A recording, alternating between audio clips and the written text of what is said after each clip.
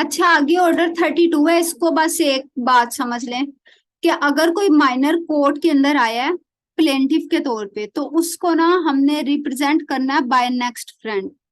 अगर बगैर next friend आया है ना, तब तक ये कोर्ट जो है ना इसकी कोग्निजेंस ही नहीं लेगी। मतलब कोग्निजेंस तो मैं क्रिमिनल का वर्ड बोल रही हूँ।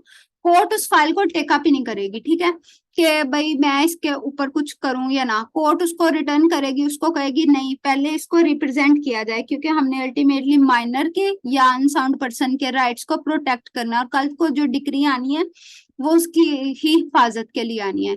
नेक्स्ट फ्रेंड कोई भी हो सकता है, आपका जो गार्डियन जो है वो कोर्ट से अपॉइंट हुआ हुआ है वो भी हो सकता है, और उसके अलावा अगर कोई शख्स विलिंगली बनना चाहे तो वो भी बन सकता है। उसके अलावा अगर कोई शख्स डिफेंडेंट है और वो माइनर है, तो उसको नेक्स्ट फ्रेंड के जरिए आपने रिप्रेजेंट करना है। और अगर कोई प्लेंटिफ है और उसको ये पता है कि ये जो डिफेंडेंट है ना ये माइनर है, लेकिन कोर्ट को नहीं पता, तो जैसे ही कोर्ट के इलम में ये बात आनी है ना कि ये बच्चा माइनर था और इस बच्चे के खिलाफ इन लोगों ने ये काम मुझसे करवा लिया है, तो कोर्ट ने उस वकील को, जो वकील उस प्लेंटिफ को रिप्रेजेंट कर रहा होगा, उसको फाइन करना है। और दूसरा ये कि उस मुकदमे को तब रोक देना है, तब तक रोकना है उन्होंने, तब तक इसको रोकना है जब तक उस बच्चे को ना गार्डियन एड लिटम के जरिए रिप्रेजेंट ना किया जाए, ठीक है। जब उसने बच्चे को रिप्रेजेंट करने वाला कोई शख्स आ जाएगा, तब उसके बाद वो सूट ना चलेगा, ठीक है। और गार्डियन एड लिटम जो होते हैं ना, छोटा सा और कॉन्सेप्ट है, इसके अंदर इंटर प्लीडर सूट है। ये ऑर्डर 35 है, इससे इसके साथ डील करता है। इसके अंदर क्या होता है कि एक प्लेंटिफ कोर्ट के अंदर आता है और वो ये आके कहता है कि ये सब लोग ना डिफेंडेंट्स हैं इस सूट में, लेकिन असल में मेरा इस सूट से कोई लेना देना नहीं है, ठीक है। असल में उस बंदे का इन सब डिफेंडेंट से कोई लेना देना नहीं, मास वाए इस चीज के कि ये जो प्लेंटिफ है ना इसने मनी देनी है या कोई चीज इनको देनी है, लेकिन वो जो सब्जेक्ट मैटर ऑफ सूट है ना उसके ये जो क्लेमेंट है वो एक से ज्यादा है। और अब इस बंदे को ये खुद नहीं पता कि असल में इसका क्लेमेंट कौन है, ठीक है। तो अब क्या होगा, अगर कोर्ट को लगता है कि ये जो प्लेंटिफ है ये जरूरी नहीं है, ठीक है, तो कोर्ट इसको यहाँ से खारिज कर देगी बतौर प्लेंटिफ, और इनमें से किसी एक या दो लोगों को प्लेंटिफ डिक्लेयर करेगी, और वो लोग बाकी के सारे सूट के लिए ना प्लेंटिफ डिक्लेयर हो जाएंगे। और प्लेंटिफ डिक्लेयर होने के बाद प्लेंटिफ के तौर पे ही एक्ट करेंगे सारे ए टू जी फंक्शन उसके सूट के ना। जो बाकी के रह जाएंगे ना सारे, वो बतौर डिफेंडेंट इसके अंदर आएंगे। और जब उन्होंने बतौर डिफेंडेंट आना है तो उस तरीके से ही एक्ट करना है जिस तरीके से वो है। लेकिन इसमें एक बात यह है कि अगर कोर्ट को लगता है कि इस शख्स की मुझे इन फ्यूचर जरूरत पड़ सकती है, तो फिर वो इसको यहाँ से ट्रांसपोज करके ना एज अ परफॉर्मा डिफेंडेंट जो है वो कर सकते हैं, अनाउंस कर सकते हैं कि ये जो शख्स है ना ये परफॉर्मा डिफेंडेंट है, और ये इसकी आइंदा से हमें सूट के अंदर ना कोई जरूरत नहीं है, लेकिन अगर कल को कभी जरूरत पड़ेगी तो ये शख्स आ जाएगा कोर्ट के अंदर। बाकी ये जस्ट इसका छोटा सा कॉन्सेप्ट था।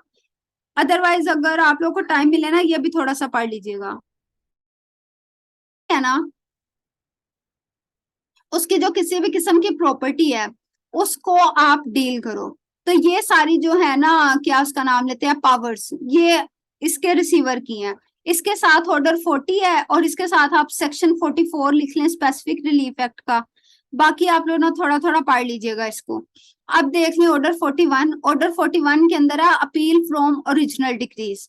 ऑर्डर 42 के अंदर है appeal from appellate decree. Order 43 के अंदर है अपील फ्रॉम अपीलेबल, उनका है अपील फ्रॉम ऑर्डर्स, यानी कि कौन से ऑर्डर्स जो है ना वो अपीलेबल हैं। अगर हम लोग यहाँ पे देखें ना,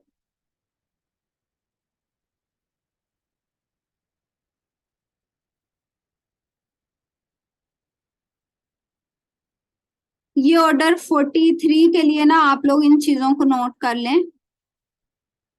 ये ऑर्डर 3 के अंदर जो क्लॉज 1 है, और सॉरी उसका रूल 1 है ना जो, उसके अंदर है क्लॉज ACEFGHIKLMNO और V, ये सारी हो गई हैं अमिट। अब इसका ये मतलब है, उसके अलावा J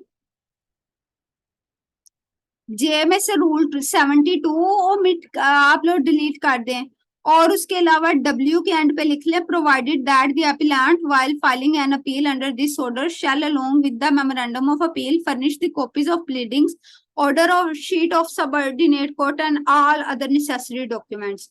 अच्छा, पहले ये होता था कि जब हम लोग अपील दायर करते हैं ना कोर्ट के अंदर, तो सिर्फ अपील मेमोरेंडम ऑफ अपील दायर करते थे और साथ जजमेंट और डिक्री की कॉपी लगा देते थे।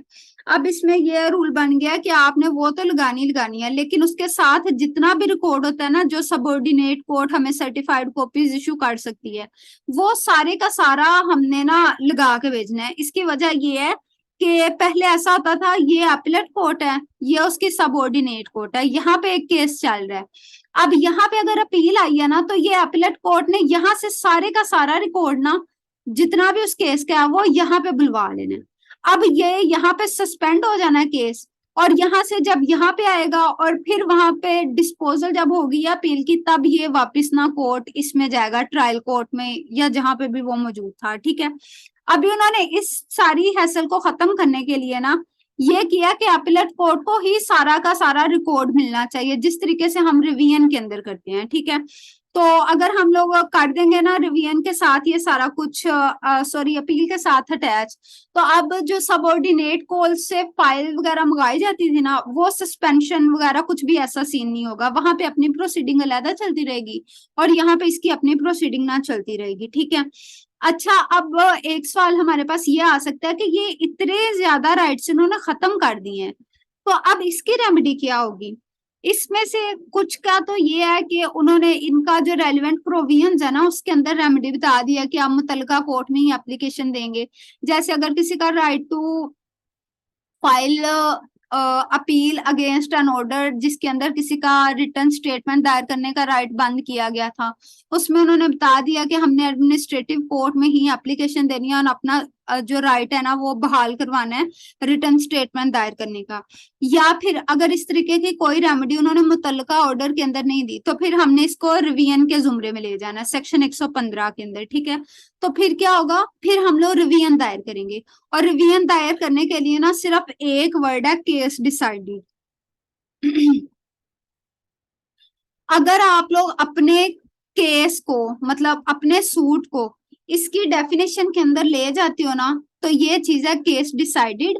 और फिर केस डिसाइडेड का ये मतलब होता है कि एक जो क्वेश्चन था वो इस तरीके से कोर्ट ने डिसाइड किया है कि अब इसके ऊपर ये वाला कोर्ट वो ऑर्डर पास करने के बाद ना फंक्टस ऑफिशियो हो चुका है, और अब उसको मजीद वो रिव्यू वगैरह नहीं कर सकता। ठीक है, तो फिर क्या होगा जी, हमने रिवीजन फाइल करनी है, और इसका स्कोप वैसे काफी ज्यादा है, क्योंकि हम जहां पे भी अपील फाइल नहीं कर सकते हम लोग हमेशा वहां पे रिवीजन ही फाइल करते हैं। ठीक है, और जहां पे एक्सप्रेसली रिवीजन भी बार होती है कि आप यहाँ पे ना अपील फाइल कर सकते हैं ना रिवीजन कर सकते हैं, फिर वो अल्टीमेटली हम हाई कोर्ट में रिट जुरिस्डिक्शन में चले जाते हैं। और उसके अलावा जो रिव्यू है ना, उसका स्कोप बहुत लिमिटेड है, और वो ये स्कोप है कि अगर कोई ऐसी फैक्चुअल मिस्टेक हो गई है, जो जब कोर्ट ने कोई डिक्री या जजमेंट या ऑर्डर पास किया था, तो वो ऑर्डर या डिक्री या जजमेंट पास करते वक्त कोर्ट के सामने वो वाले फैक्ट्स मौजूद नहीं थे, लेकिन अभी जो डिक्री होल्डर है ना या फिर प्लेंटिफ है, उसको ये पता चला कि ये वाले फैक्ट्स मौजूद हैं, तो फिर वो रिव्यू के लिए ना ऑर्डर दे सकता है और रिव्यू के लिए दरख्वास्त दे सकता है, और ये सेम कोर्ट में ही दरख्वास्त हमने देनी होती है।